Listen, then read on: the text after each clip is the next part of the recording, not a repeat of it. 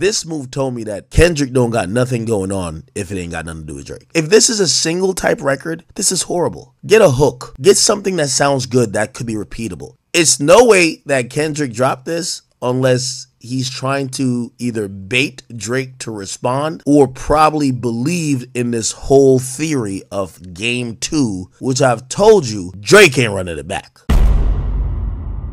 Round 2 is happening, guys, but not in the way you think. See, Kendrick Lamar just dropped a brand new record. He pulled a Drake, alright? He pulled a Drake. He randomly just put it on his Instagram account. No promotion, no streaming platforms. He didn't even give the song a title. But on an eerie Wednesday night, we just got a post from Kendrick of a picture of black Air Force Ones that look like they've been through it. And it was the cover art to his brand new record. Now, we're going to touch on everything Kendrick discusses within this record because there's a lot to unpack. He's taking a very different approach than what you probably expected him to. And everything from the cover art to the chorus to the double entendres within the bars. Everything's got tons of layers, tons of meaning. So let's peel it back piece by piece and understand where Kendrick Lamar is at right now and what will be seen from him in the future. So first of all, we got to talk about the overall soundscape of this record, right? You probably thought that Kendrick would come back with an extremely triumphant, celebratory record after he just announced he's going to be performing at the Super Bowl halftime show. The last record we got from him was Not Like Us, which was super upbeat. He previewed a new record in the Not Like Us music video, which also sounded like it had an upbeat tempo and aggressive subject matter. But he's taken an extremely different approach with this record as it comes with this stripped down, calm but also menacing beat, and Kendrick gets deep with it. He's talking about his disdain towards the industry, why he doesn't drop music frequently,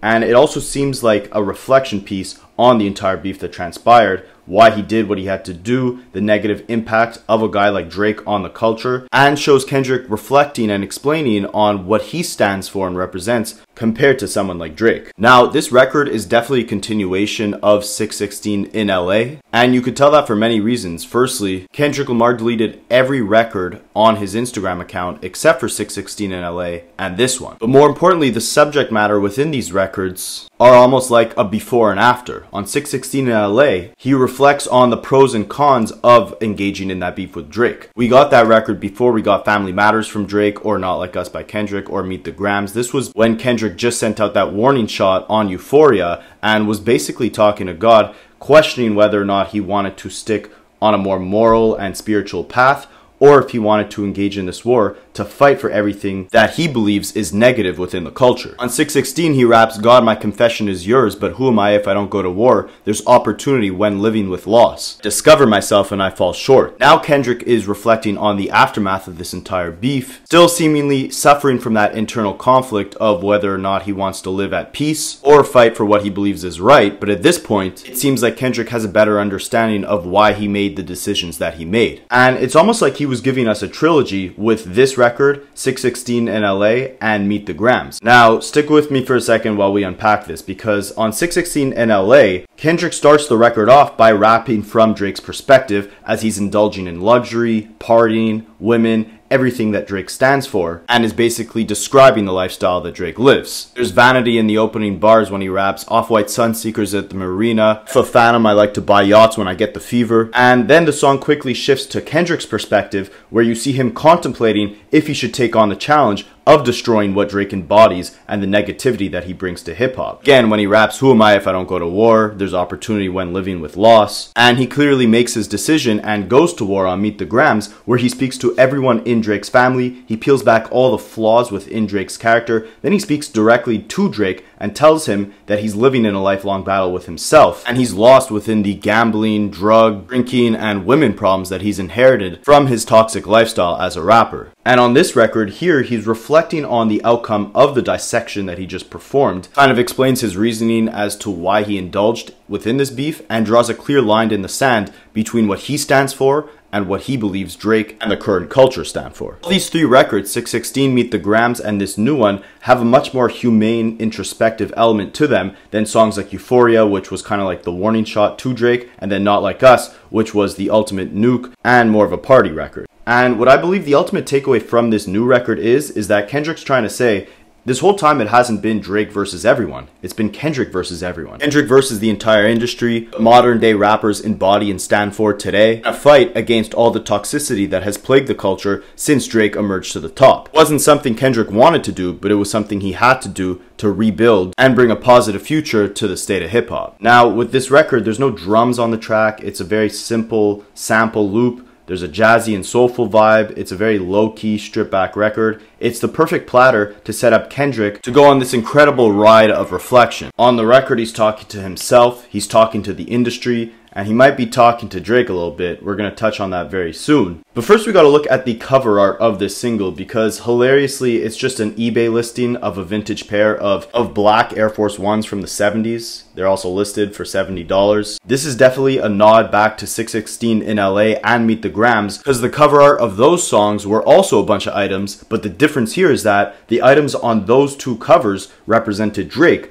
Meanwhile, the Air Force Ones in this cover represent Kendrick. On those covers you had receipts, you had pill bottles for Ozempic and other medication, and you had materialistic stuff like Maybach gloves. Allegedly these were stolen items from Drake, but that's a video for another day. But meanwhile, Kendrick on the opposite end represents these beat up vintage black Air Force Ones, and for many reasons. Firstly, people allude to black Air Force Ones as shoes that you'd wear when you're on demon time, when you're representing aggressive energy, and these shoes are filthy, meaning that they've already taken a beating, right? And obviously Kendrick refers to himself as the Big Stepper. His last album was titled Mr. Morale and the Big Steppers, which was a contrast in his own personality, where at one moment he's in therapy, he's self-reflecting, he's healing from the mistakes and the trauma that he's been through. That's the Mr. Morale side of things, but on the Big Steppers end, that's Kendrick living through his trauma, seeing his city live through their trauma, and in the process he tries to save the future generation, but slowly realizes that he is not the savior. But that's also a video for another day. But essentially, these Air Force Ones embody that Big Stepper's persona. They're dirty after the war that he just fought, after all the stepping that he did, and in this record, he repeatedly talks about watching the party die. The beatdown has happened, the party has ended. On this record, he's reflecting on all that. And obviously, aside from going to a party and coming home with filthy shoes, just how these look, Kendrick has just fought a war and he's unlacing his shoes. He just got home, he's setting them aside, and he's now going to reflect on the outcome of the war and his intentions behind engaging in it in the first place. Kendrick kicks this song off, no pun intended, by rapping, "I think it's time to watch the party die." Obviously, he's got to kick this song off with a double or maybe even a triple or quadruple entendre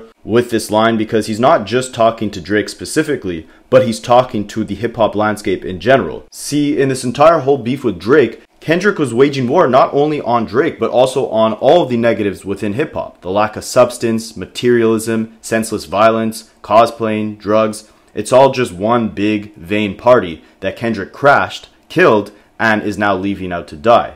He's also talking directly to Drake, as on Meet the Grams, on the verse where he's speaking directly to Drake, Kendrick rapped, "Dear Aubrey, I know you're thinking I wanted to crash your party, but truthfully I don't have a hateful bone in my body. This is supposed to be a good exhibition within the game."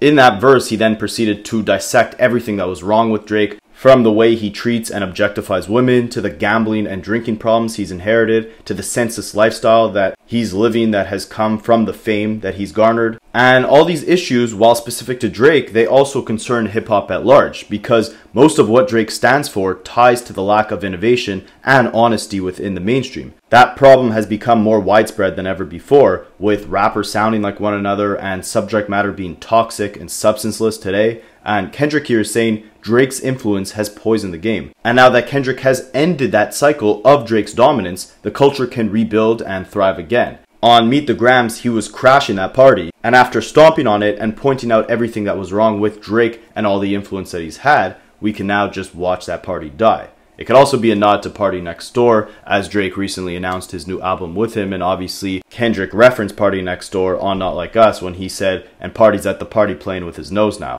Kendrick continues reflecting on this topics in the next few lines by rapping, "This stuff has gotten too wicked to apologize. It's different. Get him whacked and disqualified. We even kill the killers because they're taking innocent lives. Burn a whole village. We start over. It's really that time." Basically saying that after pointing out everything that Kendrick did throughout this beef, all the negative stuff, and bringing the focus back to the bars, back to family, back to morality, back to self-reflection, we're now rebuilding the essence of the culture. But on 616 in LA, he he was talking to God to see if he would regret going to war with Drake and trying to fight off all of the negativity that Drake has brought within the culture. On this record, he's saying that he has no regrets for what he did. There's no apologies. He burnt down a whole village and now he's starting a new chapter. He continues to rap, "Why reason with these guys if they can't see the future first? Why argue with these clowns if the circus is well at work? Just walk that man down, that'll do everyone a solid. It's love, but tough love. Sometimes gotta result in violence." Now that tough love bar can be in reference back to Euphoria, which was an absolute warning shot to Drake saying,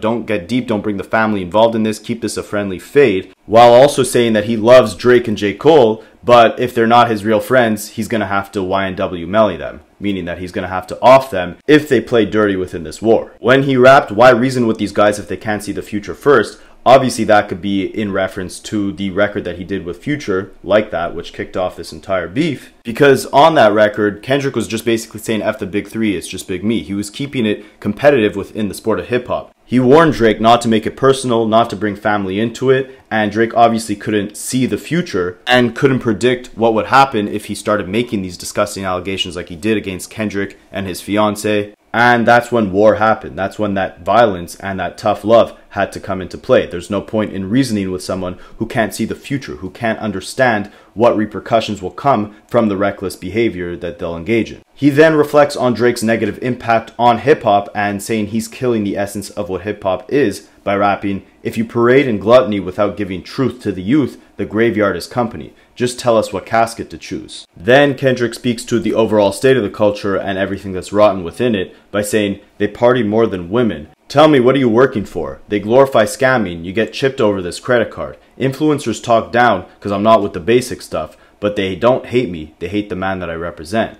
When he says, "What are you working for?" and "they hate the man that I represent," he's saying, what are you trying to gain out of this game or out of this life by rapping about the things that you rap about and living the life that you live? People criticize Kendrick for being different, for being himself, for being quiet, not dropping too often, taking 5 years off within albums after the height of his commercial success and coming back with something like Mr. Morale, which was a lot more personal, stripped back, and didn't pander to what the mainstream wanted to hear from him. They talk down on him because they don't like what he represents, but at the same time he's questioning their morality by saying, what are you guys actually working for? What type of life are you trying to build? He continues going on talking about everything that's wrong with the overall state of the culture, but I believe more specifically about Akademiks and Drake when he raps, "The type of man that never deride cause I want a favor." Could be in reference to the insane amount of bias that Akademiks has portrayed throughout this entire beef, and he touches on Akademiks later in this song. However, it could also be in reference to Drake because he's saying, "I don't deride when I want a favor."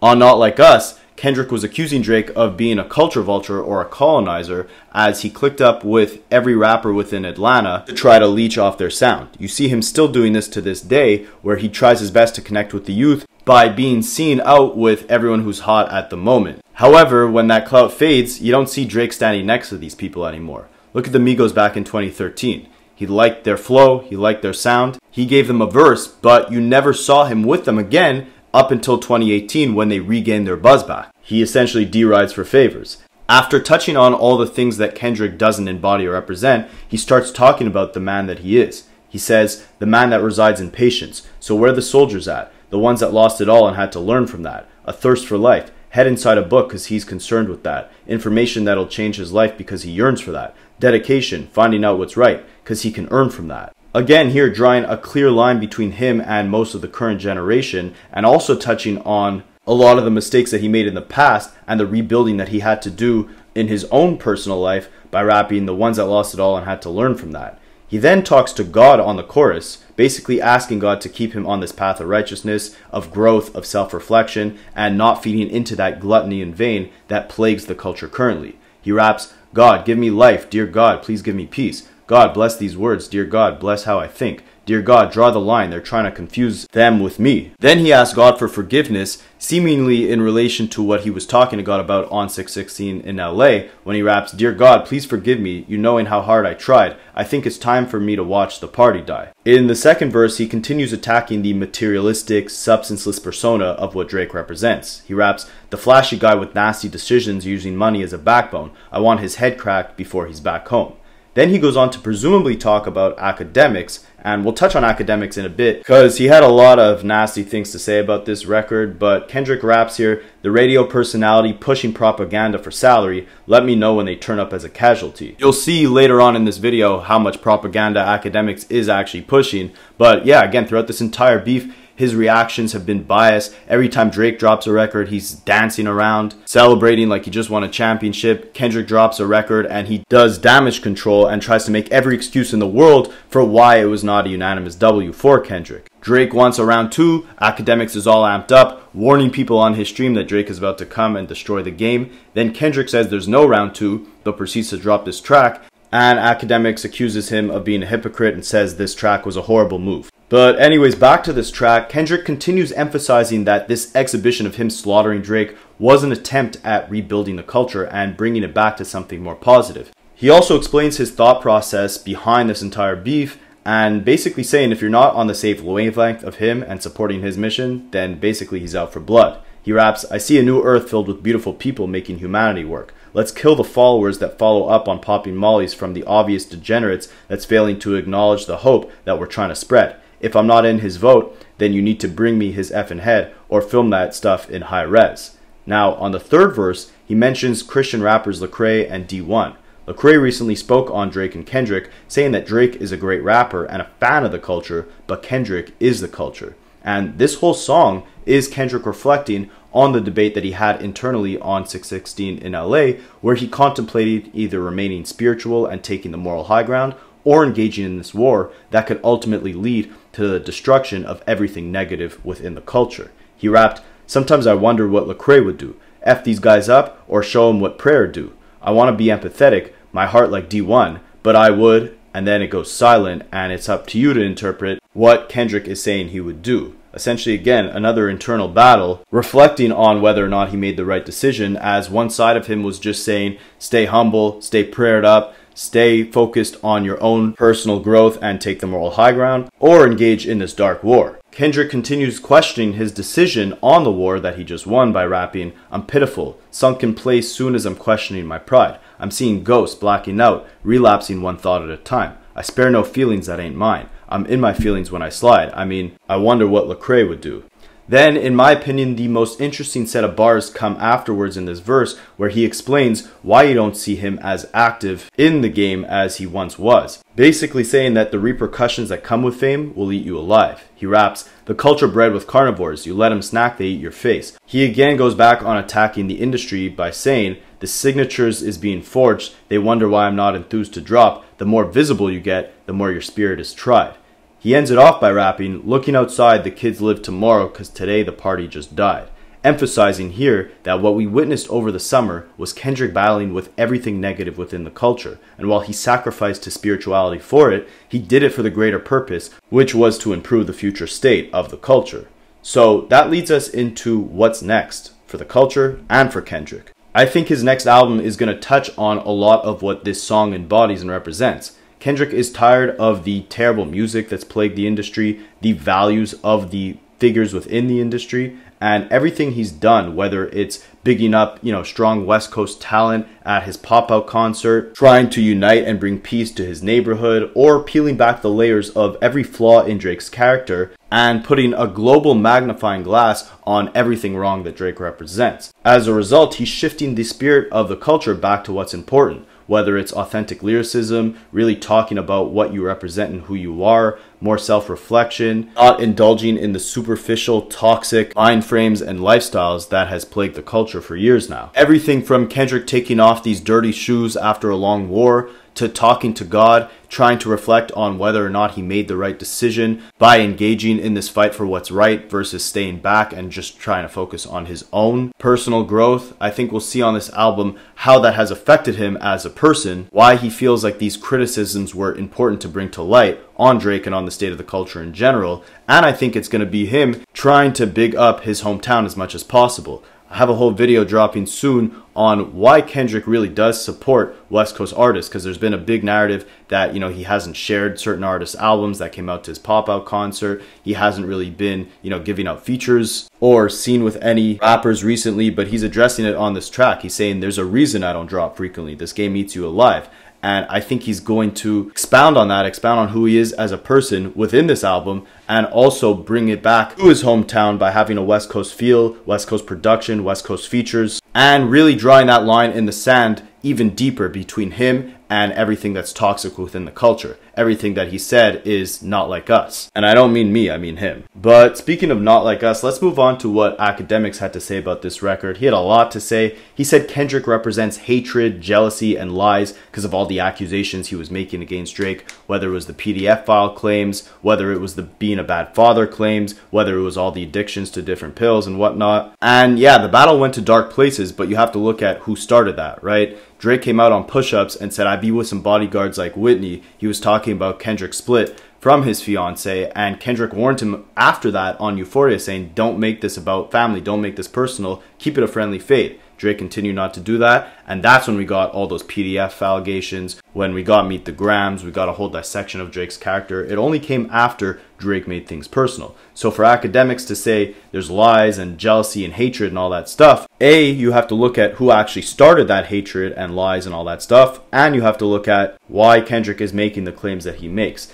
Now, Akademiks' interpretation of Kendrick's line, "They don't hate me, they hate the man that I represent," was that Kendrick was saying that they hate him because of the way he acted within this beef. They hated all the hatred and the jealousy and the lies that he brought forward. What Akademiks doesn't realize is that what Kendrick's saying is he was drawing a clear line in the sand between what Drake represents and what he represents. Drake has influenced a lot of negativity within the culture, and people don't understand why Kendrick moves the way he moves because it doesn't coincide with how the current culture operates. No one hates Kendrick's because of the lies or whatever that he brought forward within this beef, because Drake did the same thing. He started it and brought even more lies and made this beef more around allegations and TMZ style gossip headlines. Now, Akademiks also said that Kendrick dropped this song to change the narrative or shift it from all the talk about Jay-Z and the Super Bowl, because people were criticizing why he was chosen over Lil Wayne to be performing at the New Orleans Super Bowl. But with the release of this new record and the subject matter he's touching on,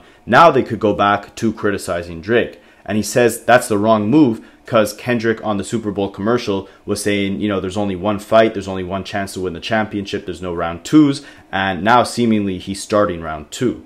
I think the song is more of a reflection of the beef. I don't think he's necessarily trying to start up a second beef, but I also don't think he cares, right? I think he's in control of his own narrative, and he's in control of not just what the culture is going to think on who won or who lost, but also what the culture thinks of what is right and what is wrong. He's painted Drake in an extremely negative light, where people now view him and what he represents as a toxic thing for the next generation. Also, Akademiks saying this is a bad look, that Kendrick is trying to antagonize Drake or start some sort of round two. It's terrible bias, because at the same time, where was that energy 2 weeks ago when Drake dropped a bunch of new records saying that his therapist had to quit on him because he keeps talking about beef and that he's coming back, he's still up. They tried to knock him down, he couldn't get down. Then he posts on his Instagram account that he's going to win game 2. Akademiks was all hyped up saying that no one's ready for round 2. Drake is going to come back and win it no matter what. But now all of a sudden Kendrick wants to reflect on what was possibly the biggest beef in hip-hop history, and it's a terrible look. It's a terrible move. He shouldn't be talking about this because he said there's no round 2. What Kendrick is saying when he says no round 2 is that the damage is done. The perception has been built. The culture is being rebuilt, hopefully more positive direction. Drake, on the other hand, seemingly wanted another chance at proving himself that he could, go for a round 2 and knock Kendrick out. But Akademiks is walking back a lot of these claims that Drake actually wanted a battle with Kendrick. As first he was saying he's ready for round 2, Drake is going to win it. But then he said that round 2 doesn't actually mean he wants to battle, implying more like he'll stomp on Kendrick's next release with new music, or that in the long term, Drake is going to win the ultimate war, not just the battle. But Kendrick really won because, more importantly than anything, he can now control the narrative and the future direction within hip-hop. Everyone is waiting for this album. He's performing on the biggest stage in America with the Super Bowl. If he wants to reflect on this beef, he should be able to. He had no problem with Drake sneak dissing and acting like he's winning round 2, but now that Kendrick touches on it, he's wrong. There's just big hypocrisy there. And it leads me into another interesting point, because a clip has recently resurfaced of Nipsey Hussle talking about Akademiks, where he's saying he doesn't actually necessarily have a problem with Akademiks personally, but he's saying he's got to be very careful on the culture that he's speaking from if he's not actually a part of it. he was referencing the fact that 21 Savage was saying he wants to put his money more into investments and not into jewelry, and Akademiks was kind of clowning that, saying like, just keep talking about killing. And that's the essence of what's wrong with this generation, right? Focused on materialism, violence. If there's no desire to grow, you're going to be trapped in this repeated cycle. And that's exactly what Kendrick was trying to break out of by engaging in this war and destroying the persona of the biggest figure that represents this toxicity within society to the highest degree. And I think he's been successful with it. The record already has 20 million views on Instagram. To compare it to Drake, when he was dropping all those records on his Plot Twist Instagram account, they were only racking up at the maximum 5 million views in a day. This one's already done 20 million views in just a couple hours. So it really shows you that people might be tired of that same repetitive subject matter and sound that we're hearing from Drake. And not only did Kendrick win the battle on a commercial perspective, but when you're talking numbers, it's very important to note that his positive message is reaching a much higher number of people than Drake, who's supposed to be the numbers guy. The guy who's talking about his therapist quitting on him because he keeps talking about beef. The song hasn't even made it onto streaming platforms, but just with the hype of it, Not Like Us ended up back at #1 on the Apple Music charts just hours after this record dropped, showing that people are hungry for a new message. They're hungry for innovation. They're hungry for bars again. No Diddy. And the song also dropped on 9/11. Kendrick has been doing every single move on a very, very significant date. On Juneteenth, he did his pop-out concert. On July 4th, Independence Day, he dropped the Not Like Us music video. He's doing the Super Bowl during Black History Month, and now he's dropping this record on 9/11. It's also important to note that on 9/11, there were 2 attacks. He's only dropped 1 record so far. Maybe we're getting a second one. We also got a tweet from his childhood friend Euro that said, "This is just a teaser, watch for the next one."